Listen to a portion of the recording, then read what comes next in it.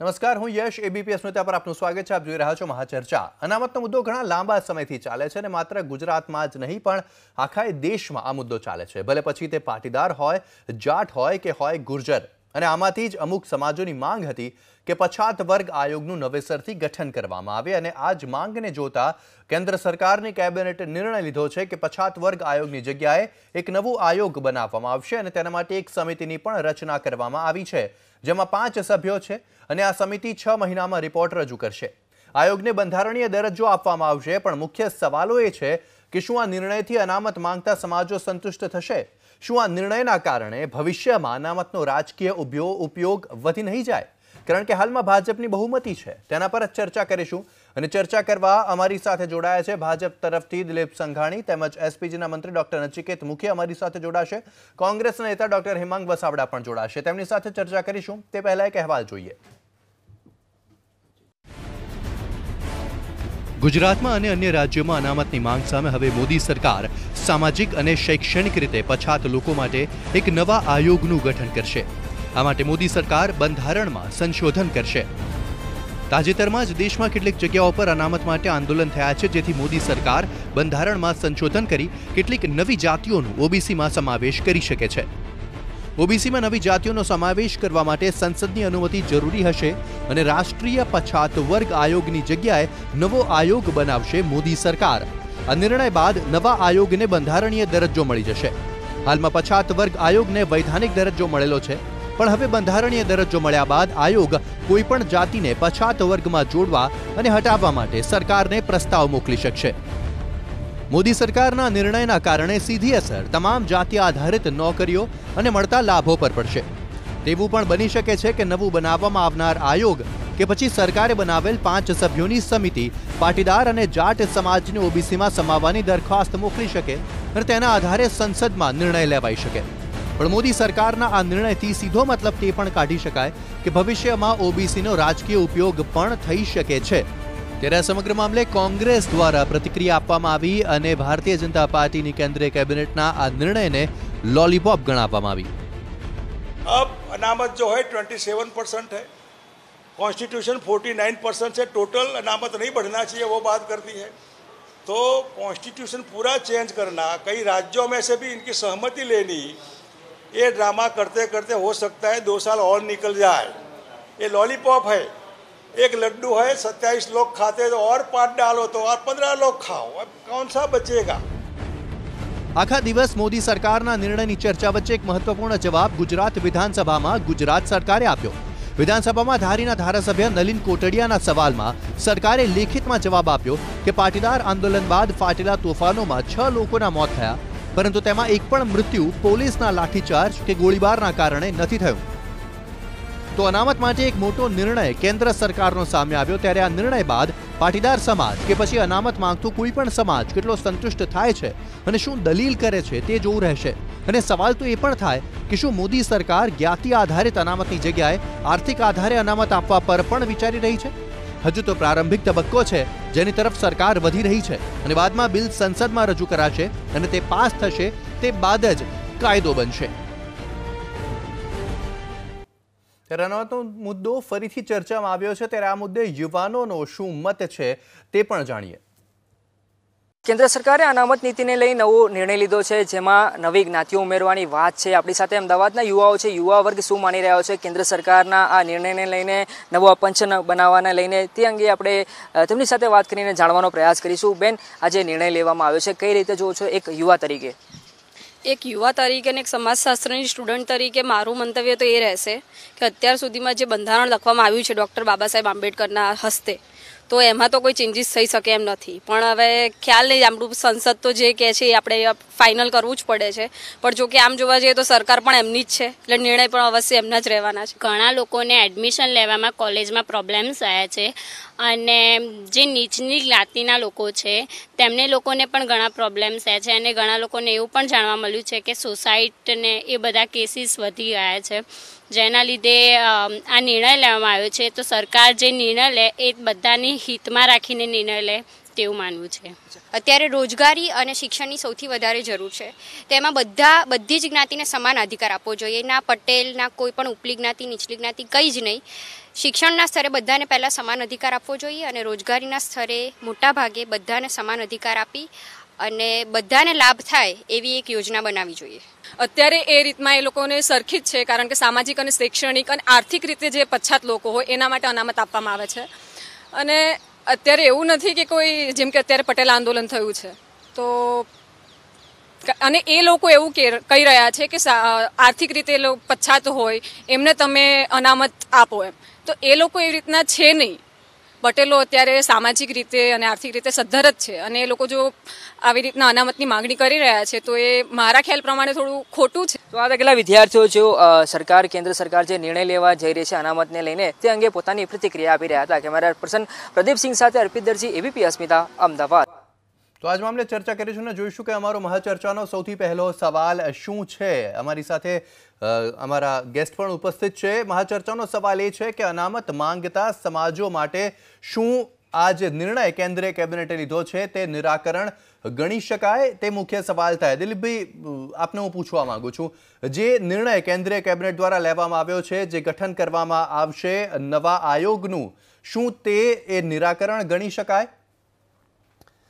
મને લાગે છે 1953માં કાકા કાલેકર સાહેબના નેતૃત્વમાં બંધારણની આર્ટિકલ 340ની જોગવાઈ પ્રમાણે પછાત વર્ગ માટે અનુસૂચિત જાતિ જનજાતિને બાદ કરીને અન્ય પછાત વર્ગ માટે જે નિર્ણય કરવામાં આવ્યો અને સર્વે કરવામાં આવ્યો એને અદ્યતન સ્વરૂપ 1955માં કાકા કાલેકર સાહેબના નેતૃત્વમાં આપવામાં આવ્યું. ત્યારે વિશાળ ફલક ઉપર આજે નરેન્દ્રભાઈ મોદીના નેતૃત્વવાળી ભારતીય જનતા પાર્ટીની સરકાર નિર્ણય કરી છે, જો કર્યો હોત તો દેશમાં વીપી સિંઘ વખતે અને ત્યારબાદ સતત રાજસ્થાન હોય, હરિયાણા હોય, ગુજરાત હોય કે અન્ય રાજ્યોમાં યુવાનોમાં અને વર્ગોમાં જે અસંતોષની પરિસ્થિતિ જોવા મળી છે એ નિવારી શક્યા હોત. પરંતુ હું નરેન્દ્રભાઈ મોદીને અને એની કેબિનેટને આ નિર્ણય બદલ અભિનંદન આપીશ. ભવિષ્ય માટે દેશમાં અજંપાભરી પરિસ્થિતિને કેવી રીતે દૂર કરી શકાય અને પાર્લામેન્ટ દ્વારા ખુલ્લી ચર્ચા કરીને લોકશાહી પદ્ધતિથી દાખલ પણ કરી શકાય અને પણ જ્યારે સંસદમાં ભારતીય જનતા પાર્ટીની બહુમતી હોય ત્યારે લોકશાહી તેને કહી શકાય? ચોક્કસ. લોકશાહીમાં જો બંધારણ પ્રમાણે 2/3 મેજોરિટી પાસ કરે, લોકશાહી ભાજપની સરકાર હોય તો ન કહેવાય, બાકીની હોય કેવી રીતે કહી શકાય? લોકોએ ચૂંટાયેલા પ્રતિનિધિ લોકસભામાં બેસે અને એ નિર્ણય કરે તો લોકશાહી જ છે. લોકશાહીની પ્રણાલિકા કોઈ એક પક્ષને ઇજારો નથી આપ્યો, લોકોનો અધિકાર છે કોને ચૂંટીને મોકલવા. એમ ભારતીય જનતાએ નરેન્દ્રભાઈના નેતૃત્વમાં વિશ્વાસ રાખીને જંગી બહુમતીથી ભારતીય જનતા પાર્ટીની સરકાર નરેન્દ્રભાઈ નેતૃત્વમાં બનાવી છે અને લોકહિતમાં, રાષ્ટ્રહિતમાં નરેન્દ્રભાઈની સરકાર આ નિર્ણય લેવા જઈ રહી છે. જરૂરથી. અમારી સાથે એસપીજી તરફથી ડોક્ટર નચિકેત મુખી પણ જોડાઈ ગયા છે. નચિકેતભાઈ, આપને એ પૂછવા માંગુ છું કે શું આજે કેન્દ્રીય કેબિનેટ દ્વારા જે નિર્ણય લેવામાં આવ્યો, નવા આયોગનું ગઠન કરવામાં આવશે, તેના માટે એક સમિતિની રચના કરવામાં આવી છે, 6 મહિનામાં રિપોર્ટ સોંપશે. શું નવા આયોગનું ગઠન થયા બાદ આશા બંધાઈ છે કે પાટીદાર સમાજને ઓબીસીમાં સમાવવામાં આવશે? શું આ નિરાકરણ આપ ગણો છો આપની માંગનું? સૌપ્રથમ અમે એ કહેવા માગીએ છીએ કે ઇલેક્શન આવ્યું ત્યારે આ જે જાહેરાત કરવામાં આવી અને જે જાહેરાત અમે અને ચર્ચાની જે વાત કરી, એટલે સૌથી પહેલાં ભારતીય જનતા પાર્ટી અને આપણા વડાપ્રધાન સાહેબને એટલું જ કહેવાનું કે તમે જે બી કરો એ ઇલેક્શન પહેલાં જો એનો અમલ નહીં થાય તો એ માત્ર પછી ક્યાંક ને ક્યાંક એવું સમાજને લાગી રહ્યું છે કે ક્યાંક ને ક્યાંક ઇલેક્શન આવ્યું એટલે આવી જાહેરાત કરીને માત્ર એક જુવાળ છે પાટીદાર સમાજનો અને એમને જે પોતાની માંગણીઓને અન્યાય થઈ રહ્યો છે એ માત્ર ખાલી એક લોલીપોપ સમાન જાહેરાતે અમે માનીએ છીએ. જો એની અમલ કરવામાં એમની નીતિ હોય તો ઇલેક્શન પહેલાં એનો ચોક્કસથી અમલ કરે તો આ પાટીદાર સમાજ આ નીતિ ઉપર ચોક્કસ એના સપોર્ટમાં આવશે. જી જરૂરથી. દિલીપભાઈ, એ જ સવાલ અને આ જે આક્ષેપ જે કરી રહ્યા છે નચિકેતભાઈ, કે જે માંગ કરી રહ્યા છે, તે જ આક્ષેપ અને તે જ માંગ કોંગ્રેસ દ્વારા પણ કરવામાં આવ્યું અને શંકરસિંહ વાઘેલાએ કહ્યું કે આ એક લોલીપોપ છે, 6 મહિના પછી સમિતિ રિપોર્ટ આપશે, ત્યારબાદ તેની ઉપર આગળ કામ વધશે, ઓછામાં ઓછું 2 વર્ષ સુધી આ મામલો ખેંચાશે અને ત્યારબાદ 2019 માટે તેનો પ્રોપેગેન્ડા કરવામાં આવશે. શું આ શક્ય છે? કારણ કે 6 મહિના, અત્યારે માર્ચ મહિનો ચાલે છે, હજી 9મા મહિના સુધી તો સમિતિ ત્યારબાદ સમિતિ તેનો રિપોર્ટ આપશે, તો શું ઇલેક્શન પહેલા ગઠન થઈ જશે નવા આયોગનું? આપે આજની પરિસ્થિતિમાં તાત્કાલિક જે પરિસ્થિતિ છે એને ધ્યાનમાં રાખીને વાત કરું. મેં શરૂઆતમાં વાત કરી, બંધારણ કંઈ આજે ઘડાણું નથી. બંધારણમાં 340નો આર્ટિકલ કંઈ નવો ઉમેરાણો નથી. બંધારણ અસ્તિત્વમાં આવ્યું ત્યારથી આ 340નો આર્ટિકલની જોગવાઈઓ છે જ.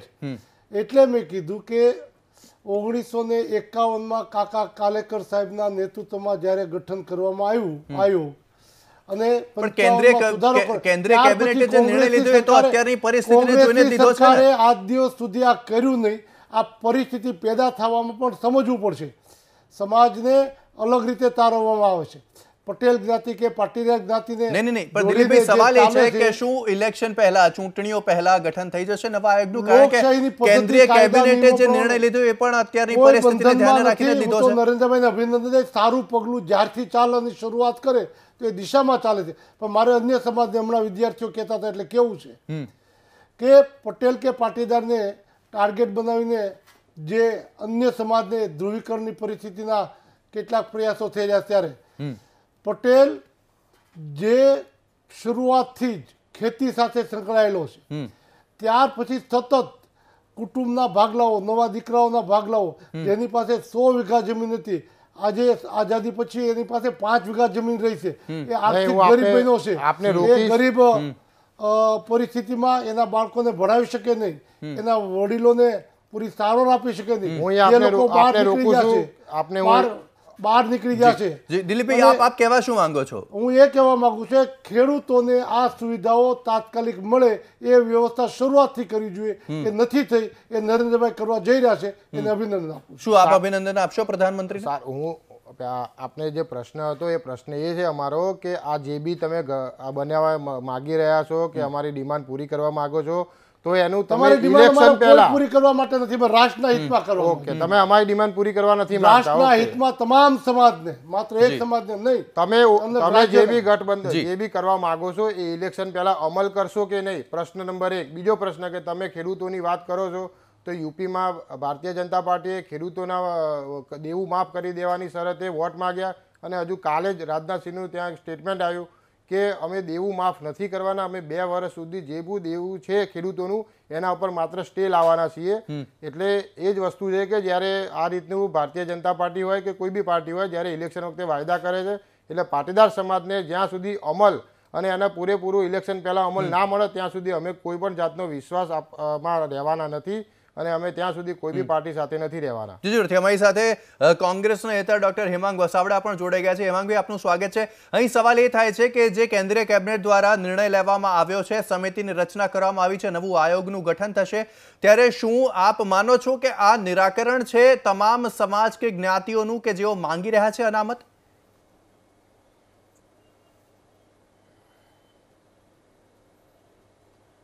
અત્યારે ઘણા વર્ષો પછી નવું ગઠન થયું છે આયોગનું.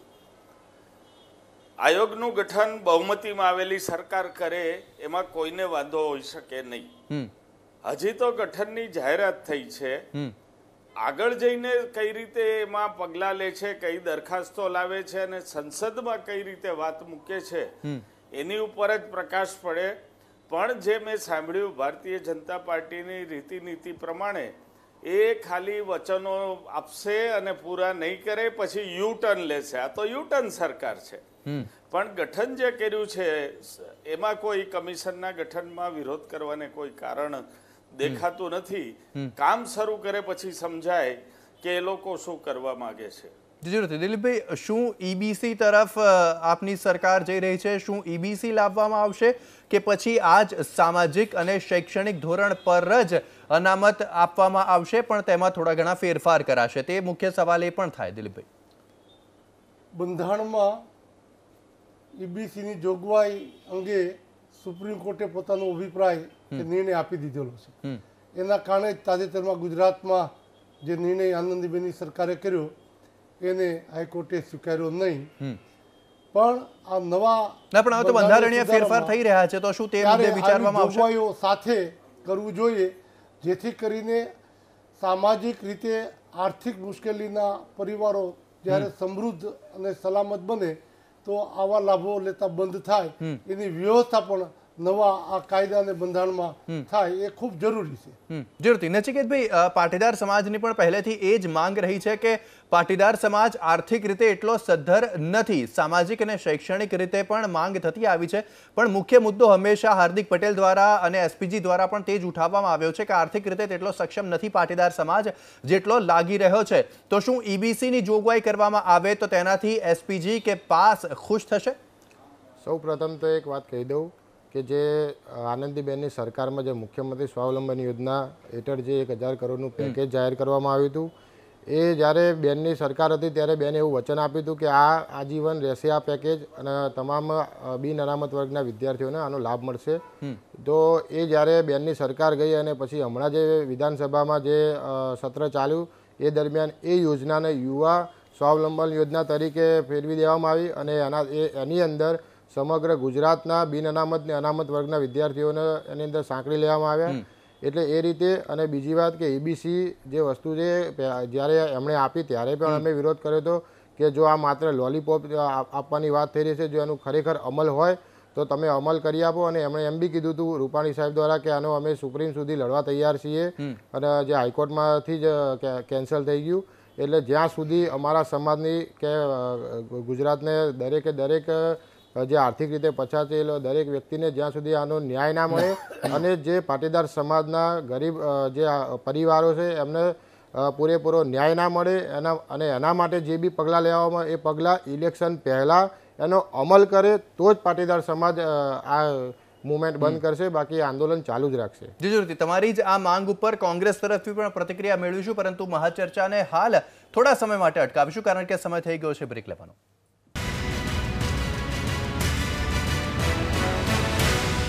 બ્રેક બાદ આપનું સ્વાગત છે ફરી એક વખત મહાચર્ચામાં. અમારી સાથે તમામ મહાનુભાવ ઉપસ્થિત છે. હું આપની પાસે આ માંગીશ હેમાંગભાઈ, આપને હું સવાલ એ પૂછવા માંગુ છું કે 6 મહિના બાદ જે કમિટીનું ગઠન કરવામાં આવ્યું છે તે કમિટી રિપોર્ટ સોંપશે, તો શું 6 મહિના બાદ રિપોર્ટ સોંપશે ત્યારબાદ જે સવાલ છે નચિકેતભાઈનો કે ચૂંટણી પહેલા જો નવા આયોગનું ગઠન થાય છે તો તેઓ વિચારશે, શું આપને લાગે છે કે ચૂંટણી પહેલા નવા આયોગનું ગઠન થઈ જશે?